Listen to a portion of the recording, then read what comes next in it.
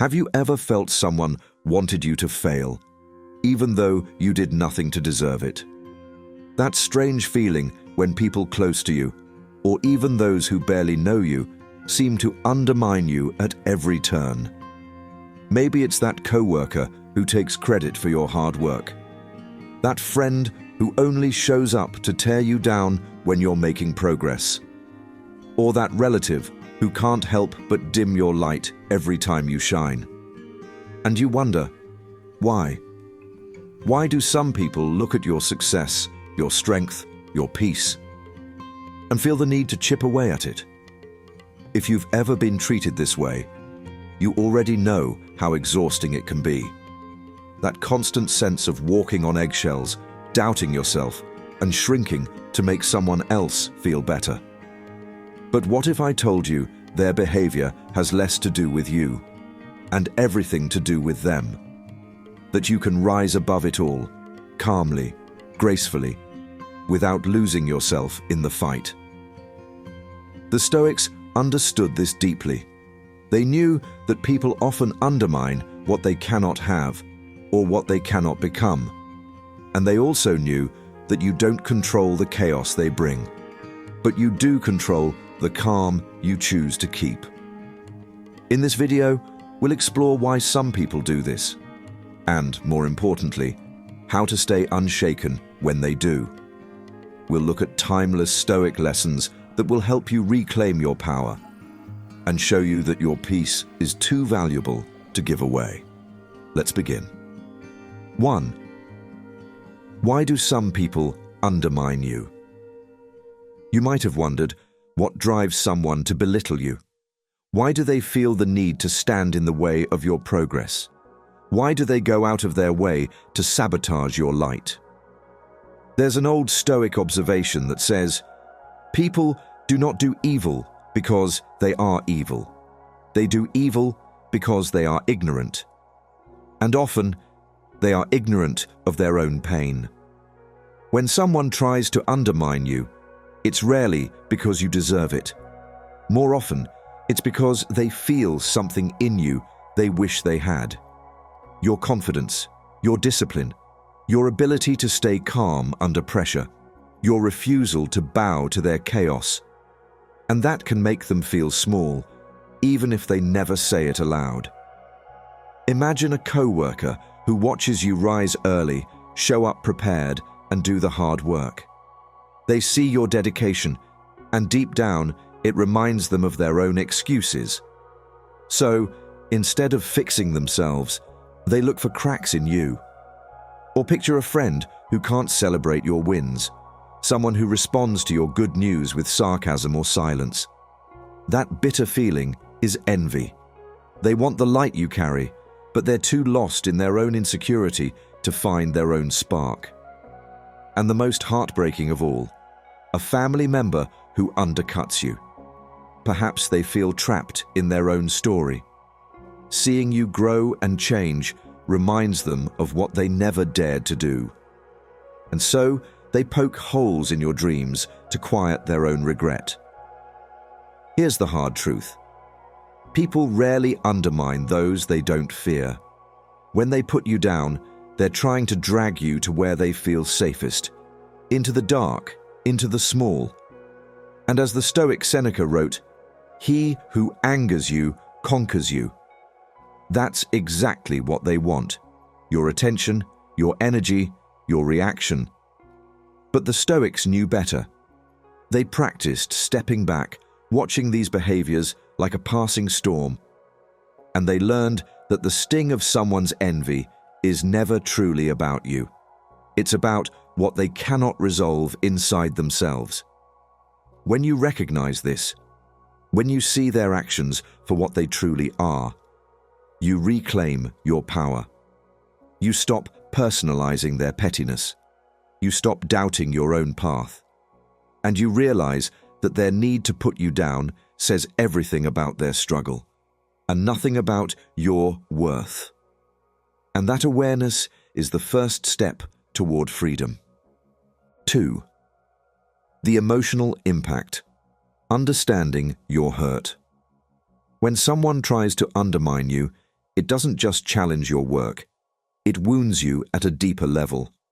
That ache stays with you long after the moment passes. You might replay their words in your head at night. You might question yourself. Am I really good enough? Or feel a knot in your stomach every time you face them again. And it's not because you're too sensitive. It's because being devalued, especially when you're giving your all, strikes at something very human. Your need to matter. Your need to feel seen, respected, and safe. Stoic philosophy reminds us that pain is inevitable, but suffering is a choice we make when we give that pain too much power. Still, let's not pretend the pain isn't real. When someone puts you down, especially someone close, your first instinct might be to fight back or hide away. Maybe you over-explain yourself, hoping they'll see your true intent. Maybe you withdraw, telling yourself to do better next time, to try to earn their approval. Maybe you lose sleep, consumed with thoughts of their judgment. And none of that feels fair.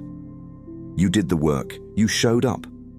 And yet their words can make you feel small, invisible, misunderstood. That's why it hurts. But here is what the Stoics would have you remember. Your value was never theirs to give or take. You cannot control their eyes. You cannot control their perception, and you cannot control what pain they carry that makes them lash out at you. What you can control is your response, and that begins by acknowledging your feelings without shame. It is okay to feel disappointed. It is okay to feel tired. It is okay to wish they could see you clearly. But do not stay trapped in that wish. That wish hands them your emotional keys. And as Marcus Aurelius wrote, the soul becomes dyed with the color of its thoughts. If you allow your thoughts to soak in their negativity, your soul begins to wear their doubt as its own. And you deserve more than that. So recognize the pain, but do not let it define you. See the sting as proof you care, and then choose where to put that care. Not in their hands, not in their harsh words, but back into yourself, into your purpose, your progress, your peace. And as you do that, you begin to heal, not by forgetting the pain, but by no longer letting it direct you. 3. Stoic wisdom. Why you can't control them, only yourself. Here's the thing the Stoics understood better than most. You cannot control other people. You cannot control what they say. You cannot control what they believe. And you cannot control what they choose to do. And that is both difficult and freeing. Epictetus said, "Some things are up to us, and some things are not." That's the heart of Stoic practice, knowing what lies in your hands and what lies forever beyond them. When someone undermines you, it feels personal, and emotionally it is personal. It wounds you. But intellectually, that behavior is not under your control. And when you understand that, you loosen its grip on you. Their jealousy? That's theirs to wrestle with. Their pettiness? That's theirs to justify. Their words? Fleeting, like wind blowing across a landscape. Your response? Your focus? Your peace? That is all you. And this is where your power lies. You can't stop someone from undercutting you at work, or a family member from belittling you at home. But you can stop yourself from becoming what they want you to be: angry, small, reactive. The Stoics practiced this kind of mastery every day. They knew insults and envy would come, so they prepared their minds for it.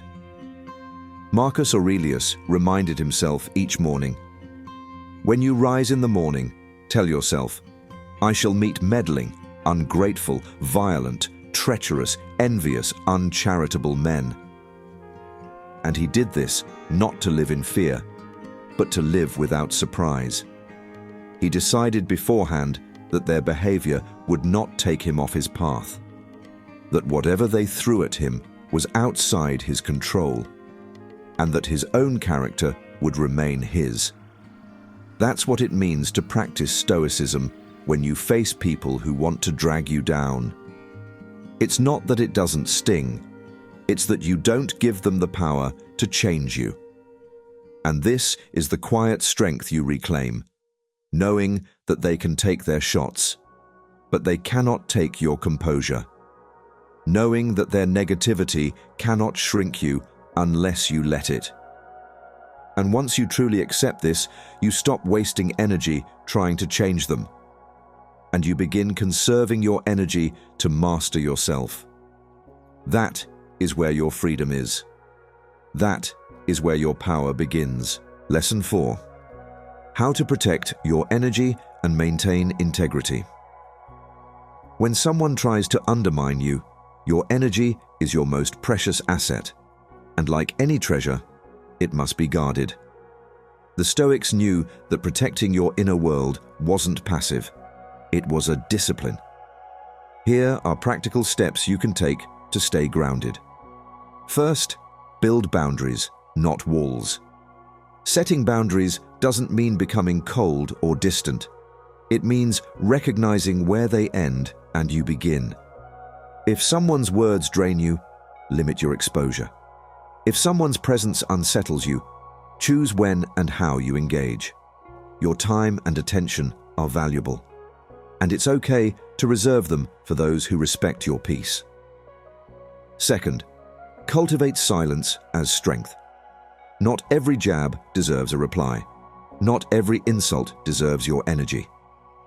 The Stoics often practiced silence, not as weakness, but as a way to keep their power intact.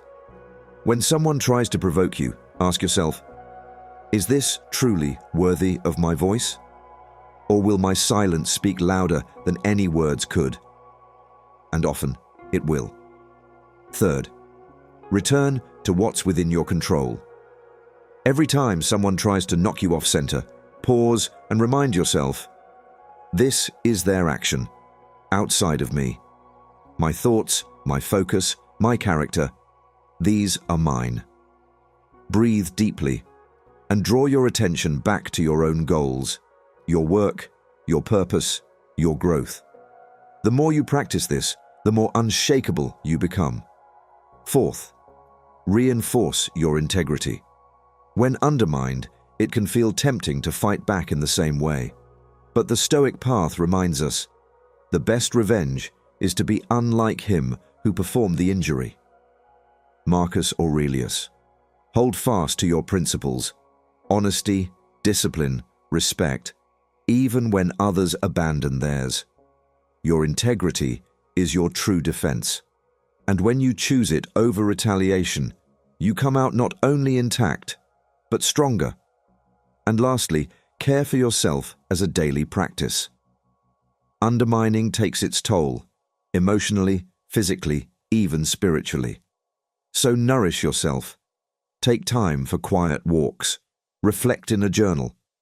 Practice deep breathing. Every small ritual that honors you, whether it's a morning ritual or a moment of calm at the end of the day, rebuilds the strength they hoped to take away.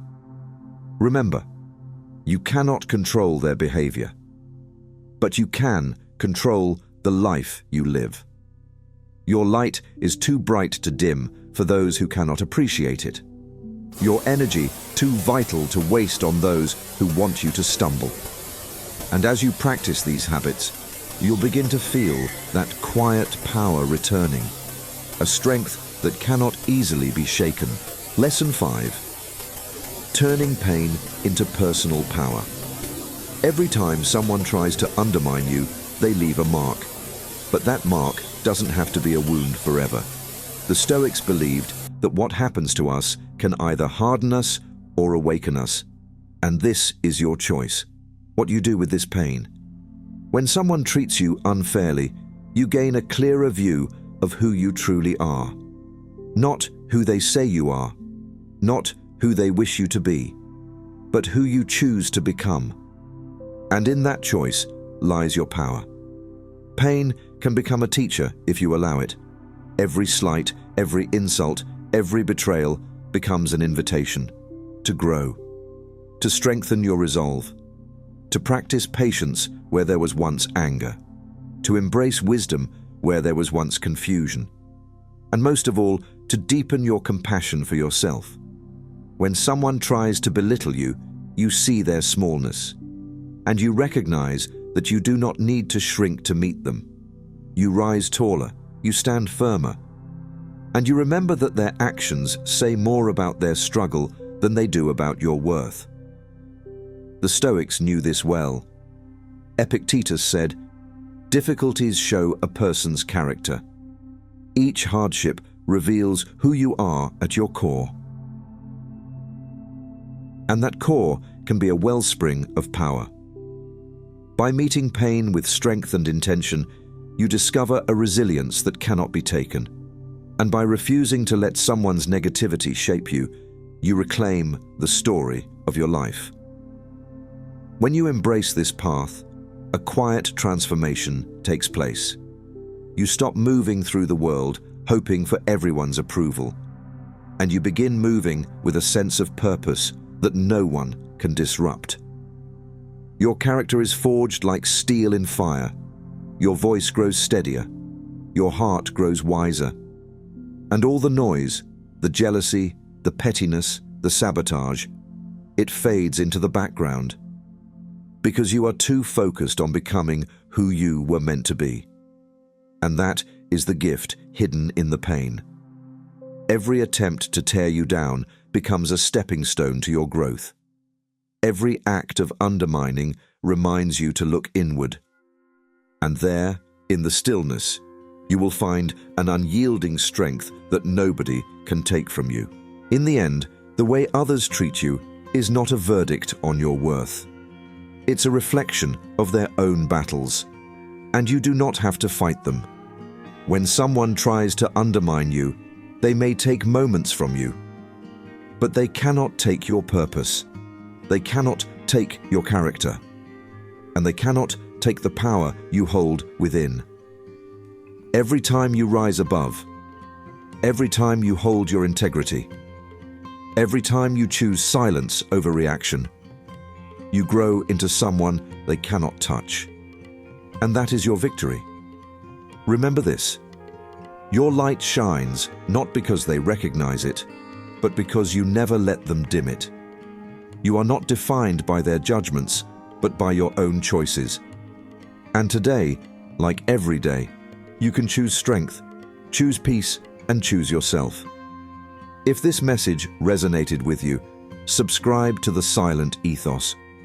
Walk this path with us, where Stoic wisdom meets inner strength, and we become the unbreakable versions of ourselves that we were always meant to be. Your story is only just beginning.